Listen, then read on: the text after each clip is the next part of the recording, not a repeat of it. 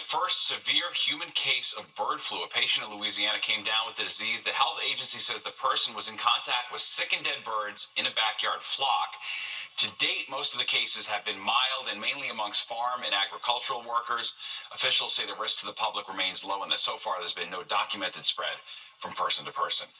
Well, a new study revealing the number of teens smoking, drinking, and using pot is down. And researchers think the COVID-19 pandemic is responsible for the drop. But as Fox 5's Richard G. Kovas shows us, it's not all good news.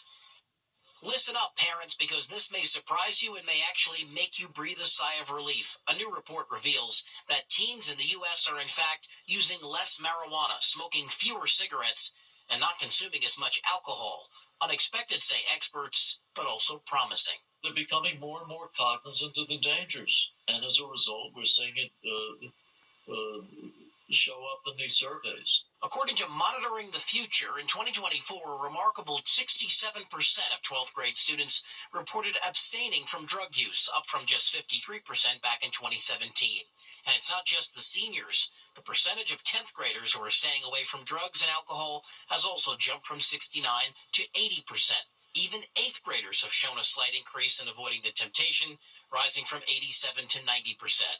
Richard Miak led the study at the University of Michigan's Institute for Social Research and says it's surprising nearly 5 years post-COVID. They couldn't go to parties, and so it made a lot of sense that drug use would decline during that year of the pandemic. But to our great surprise, not only did those declines during the pandemic stick, but in our most recent data shows they declined even further. As encouraging as those numbers are, there's a concerning trend emerging over the use of nicotine pouches among teens. The same survey found that the usage among 12th graders doubled between 2023 and 2024, reaching 6%.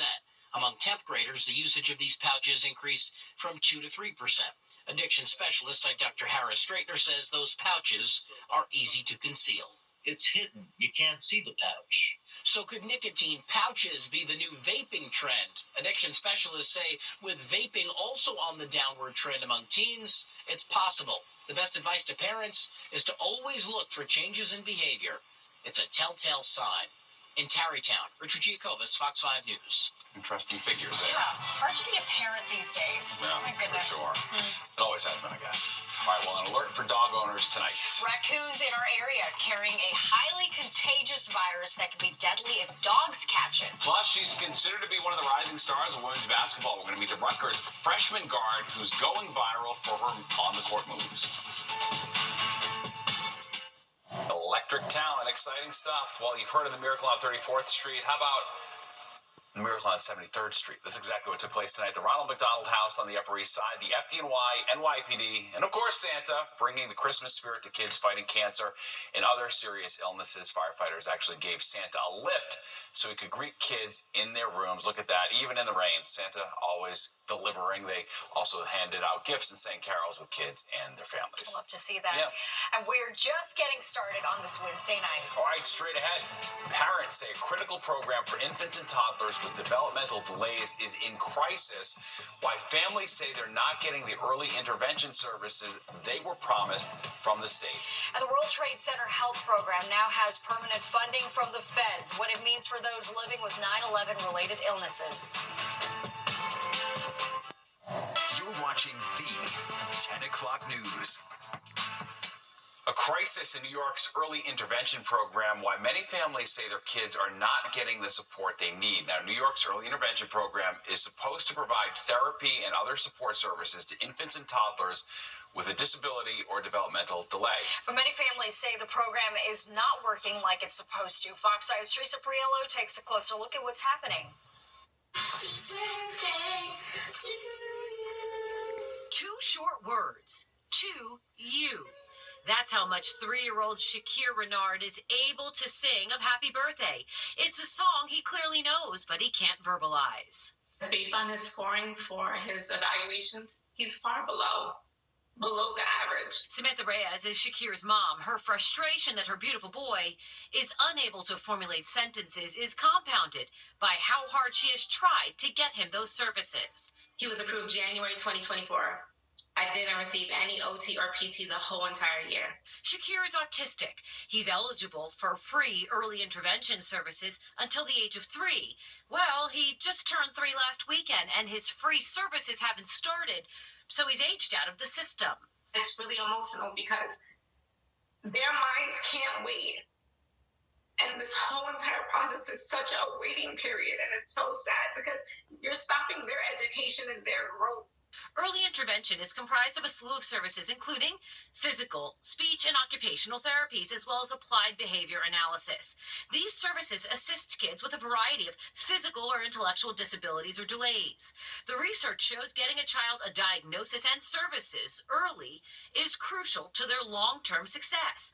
The problem is, in New York State, it's not happening. This New York State early intervention program was like the model for all states, and it just hasn't continued to receive the investment that it needed. Whitney Loy is the CEO of the McCartan Foundation, which provides EI services to New York City kids. According to the State Comptroller's Office, which audited the EI program, from July 2018 through February 2022, 14% of eligible children never received an evaluation, and 10,000 or 5% of kids were still pending. Of those who did receive services, nearly 51% did not receive all of their services. 28% waited longer than a month, and about 3% didn't receive any help. This can mean the difference between a child living independently, going on to college, being an independent taxpayer, or having to be in a residential program and needing state support for their entire lives. And that dire warning was before the state implemented the new EI Hub, which is the main payment and processing portal for EI services statewide. I had kids for 2.5, so about to age out of the program at 3, who had been waiting for therapy since they were 1.5. I have a student right now, a child waiting, I want to say 7 weeks to start services. Both Sophie and Stephanie are speech language pathologists, or SLPs. Both are forced to use this new EI Hub. Both are waiting weeks for payment. My agency sent out an email saying, we're really sorry, we can't make payroll because 90% of our claims in the EI Hub have gotten rejected. On 12/1, we're really sorry, we can't pay until 12/9. 12/9 comes, no money comes. Get an email at the end of the week on Friday, last Friday. We don't know when the money's going to come. And as if that isn't tough enough, the county rates are typically far lower than what a private therapist would get. Reimbursement rates are so low when you take into account the disinvestment in 2010 and 2011 and inflation. The rates are equivalent to what they were in the 1990s. If you're keeping track, there's already a shortage of therapists because so many children need services. Then you factor in the lower rates, and for the vast majority, the system won't even match a provider to a patient. It is, as these therapists put it to us, a disaster. Even though many people love this population because it is such an intimate and beautiful space to treat in, many people leave to work in schools or hospitals because it pays better. The EI Hub was made specifically for New York by a private company named the Public Consulting Group, or the PCG, but it is run through the Department of Health. So we reached out to DOH, and they told us that they have made significant enhancements to the EI Hub, including improving performance speed. And, quote, we understand the critical work of our healthcare providers and therapists, which is why we've issued payments to mitigate financial hardships for any provider who opted in. In the newsroom, Teresa Priolo, Fox 5 News. And for more on Teresa's in-depth reporting on this important issue, scan the QR code on your screen to download our free Fox local app. Well, a major relief for those suffering from 9/11-related health illnesses. Congress has agreed to permanently fund the World Trade Center Health Program. The announcement virtually guarantees lifetime health care for those exposed to toxins around Ground Zero. Funding was supposed to end soon, which meant services would have started to wind down. 69 cancers are now linked to the toxins at the site, where many returned after being told the area was safe. They wanted to reopen Wall Street, but as a result, some 50,000 students and teachers were exposed to the toxins, and they are getting sick. Some 300,000 office workers, like myself, we too were exposed and are getting sick. Legal advocates emphasize that the health program isn't just for firefighters and police, and that civilians who were exposed are just as eligible. They say it's important for New Yorkers to realize that. Well, we're learning tonight that the House Ethics Committee voted secretly to release its report on former Congressman Matt Gaetz, the source telling the AP.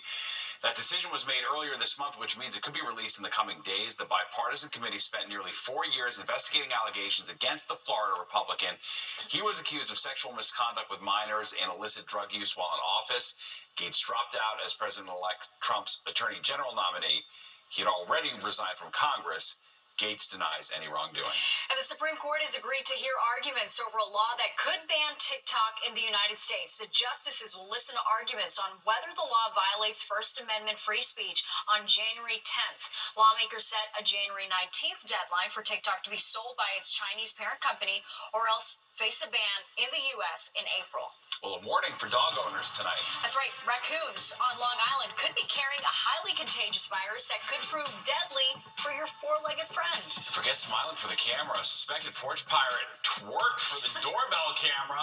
Oh, boy. We'll get into what exactly is going on there.